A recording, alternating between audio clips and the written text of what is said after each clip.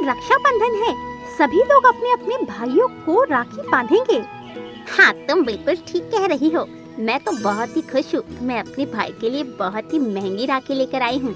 क्यों टुनी चिड़िया, तुम्हें क्या हुआ? तुम इतनी दुखी क्यों लग रही हो? मेरा तो कोई भाई ही नहीं है, मैं फिर कल किसके राखी बांधूंगी? अरे तुम किसी को भी अपना भाई बना लेना। वैसे भी रक्षाबंधन वाले दिन कोई भी राखी बंधवाने से मना नहीं करता है। ये सुनकर टुनी चिड़िया बहुत खुश हो गई और वो जंगल में अपना भाई ढूंढने के लिए निकल गई। उसने कालू कौवा से कहा, क्यों कालू कौवा, कल तुम मुझसे राखी बंधवाओगे?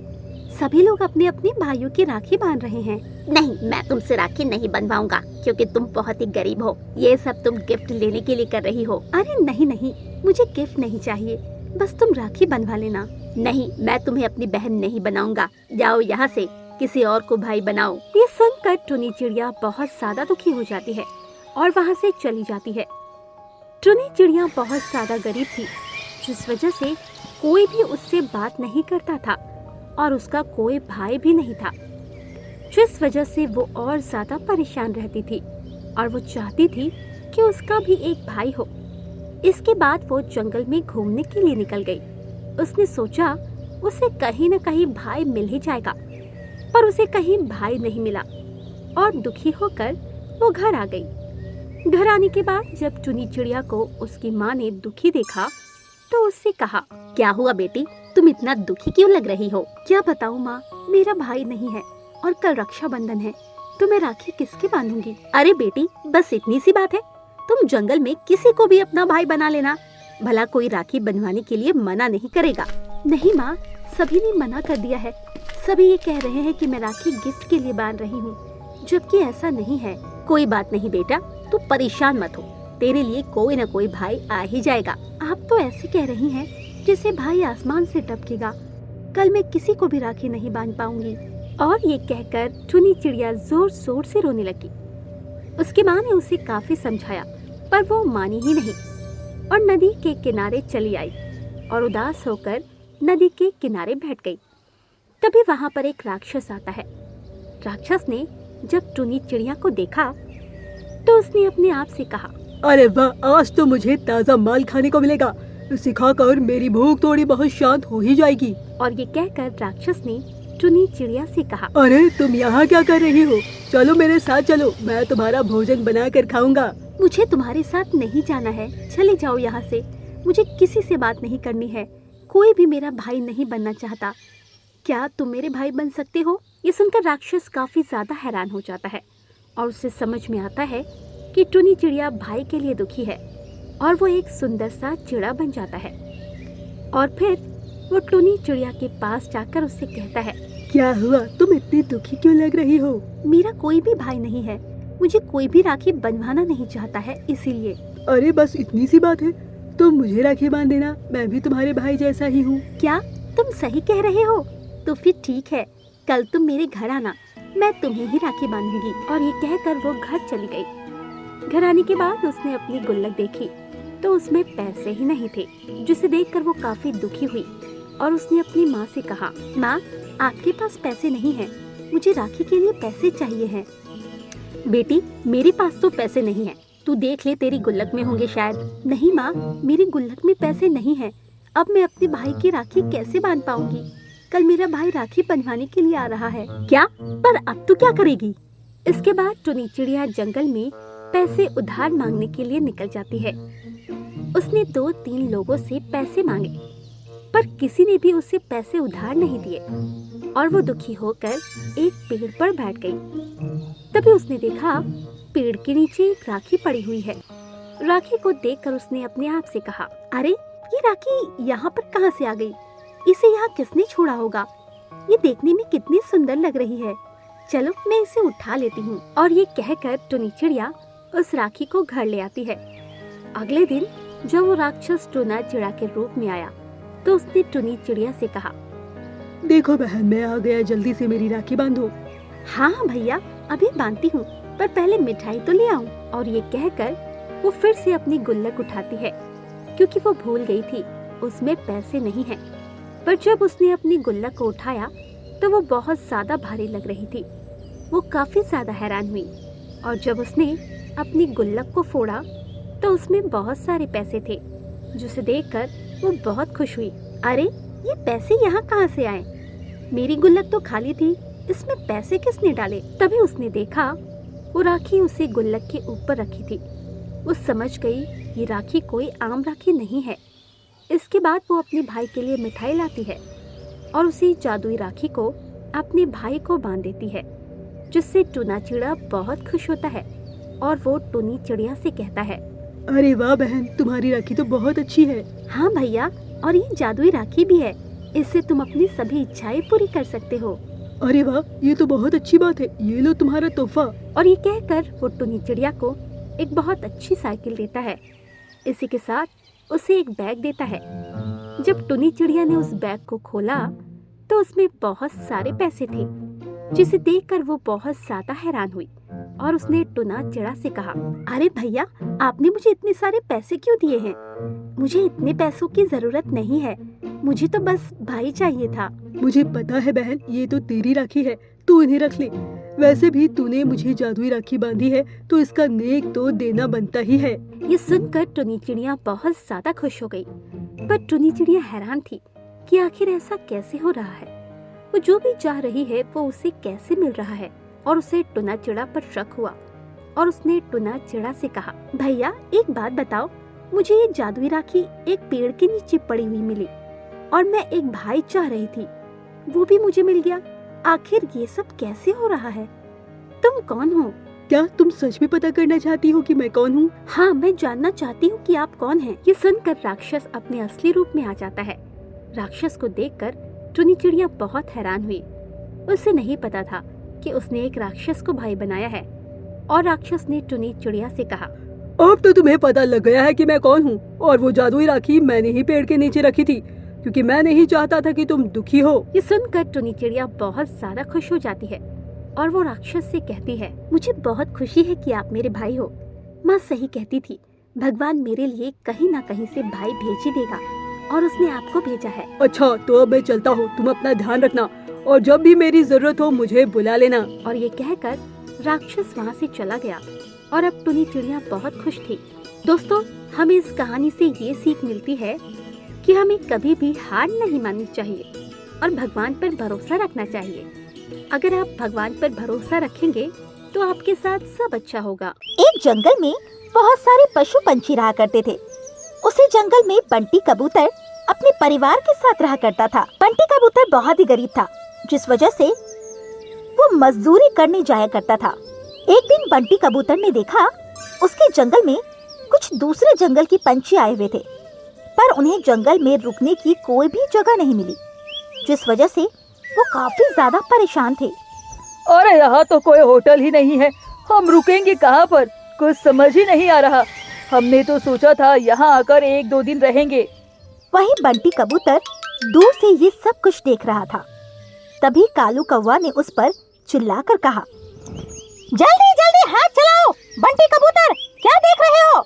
पैसे तो तुम्हें समय से पहले चाहिए होते हैं। हाँ हाँ भैया, अभी हाथ चलाता हूँ। ये कहकर बंटी कबूतर काम करने लगा। धीरे धीरे शाम हुई और पंछी जंगल में इधर उधर घूम रहे थे और काफी परेशान थे। तभी बंटी कबूतर ने उनसे कहा, क्या हुआ, आप इतने परेशान क्यों लग रहे हैं? हम दूसरे जंगल से आए हैं, हमने सोचा यहाँ कहीं होटल होगा तो वहीं रुक जाएंगे, पर यहाँ तो कोई होटल ही नहीं है। हमारे जंगल में कोई होटल नहीं है, पर आप चाहे तो हमारे घर रुक सकते हैं। वैसे भी अतिथि तो भगवान का रूप होते हैं। नहीं नहीं, हम आप पर बोझ नहीं बनना चाहते हैं। अरे इसमें बोझ की क्या बात है, मेहमान तो भगवान का रूप होते हैं। आप आज रात हमारे घर रुक जाइए, फिर कल चले जाना। ये सुनकर वो पंछी बहुत खुश हुए और बंटी कबूतर के साथ उसके घर चले आए। बंटी कबूतर की पत्नी लकी कबूतरी खाना बना रही थी। जब लकी कबूतरी ने इतने सारे पंछी देखे तो काफी ज्यादा परेशान हुई। उसने बंटी कबूतर को अपने पास बुलाया और उससे कहा, अजी ये लोग कौन हैं? इन्हें क्यों ले आए आप हमारे घर पे? आज का तो राशन ही नहीं है, थोड़ा था उसे भी मैंने बना लिया। अरे तो चिंता मत कर, मुझे आज पैसे मिले हैं, मैं राशन ले आता हूँ। वैसे भी हमें मेहमानों से इस तरह नहीं करना चाहिए। वो तो मुझे भी पता है, पर अगर घर में दाना पानी हो तो कुछ नहीं। ठीक है, आप राशन ले आइए। इसके बाद बंटी कबूतर मार्केट चला गया। कुछ देर बाद सामान लेकर आया और फिर लकी कबूतरी ने खाना बनाया। इसके बाद बंटी कबूतर ने उन पंछियों से कहा, आप खाना खा लीजिए, थक गए होंगे। हाँ हाँ, हमें बहुत ही तेज भूख लगी थी। इसके बाद उन पंछियों ने पेट भरकर खाना खाया, जिसे देखकर बंटी कबूतर और लकी कबूतरी काफी खुश हुए। अगली सुबह पंछी जल्दी उठ गए और उन्होंने बंटी कबूतर से कहा, आपका बहुत बहुत धन्यवाद जो आपने हमें अपने घर में पनाह दी थी। ये लीजिए, कुछ पैसे हैं। अरे नहीं नहीं, हम मेहमानों से पैसे नहीं लेते। अरे आप यही समझ लीजिए कि ये हमारी तरफ से उपहार है। ये सुनकर बंटी कबूतर बहुत खुश हुआ। इसके बाद वो पंछी वहाँ से चले गए। पंछी के जाने के बाद उसने पैसे लकी कबूतरी को दे दिए और उससे कहा, अच्छा मैं काम पर जा रहा हूँ, तुम इन पैसों को संभाल कर रख देना। हाँ हाँ, आप जाइए। इसके बाद बंटी कबूतर काम पर चला आया, पर उसके दिमाग में यही चल रहा था कि जंगल में कोई भी होटल नहीं है। अगर वो होटल खोल ले तो उसका काफी अच्छा चलने लगेगा, पर इसके लिए उसे बहुत सारे पैसे चाहिए थे जो उसके पास नहीं थे। धीरे धीरे समय गुजर रहा था और उसकी गरीबी दूर होने का नाम ही नहीं ले रही थी, जिस वजह से बंटी कबूतर काफी परेशान था। इस तरह तो कुछ होने वाला नहीं है।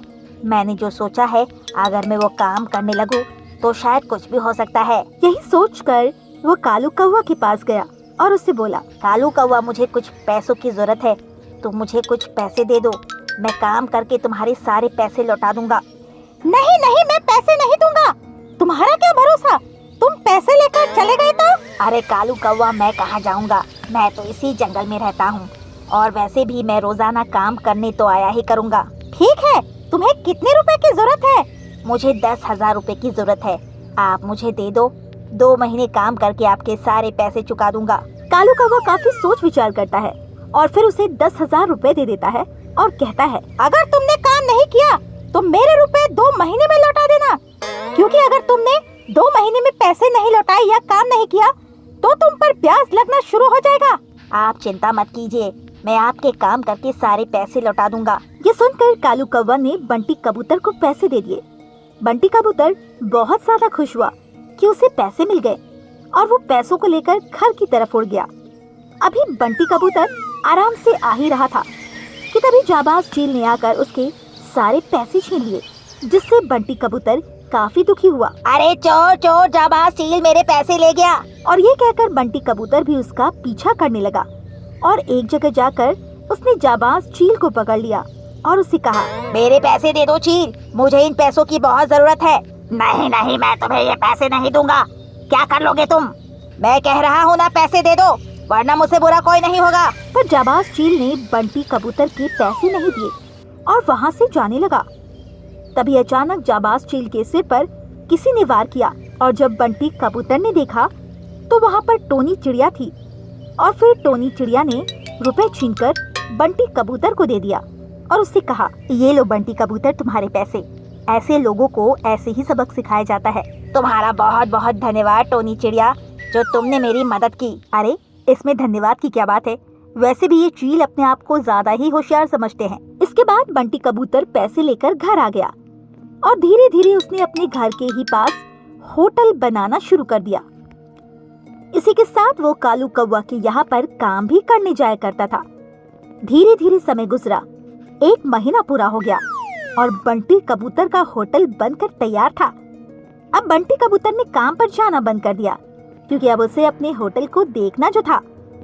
जंगल में होटल ना होने की वजह से बंटी कबूतर का होटल काफी अच्छा चलने लगा, क्योंकि अक्सर उस जंगल में बाहर से पंछी आया करते थे।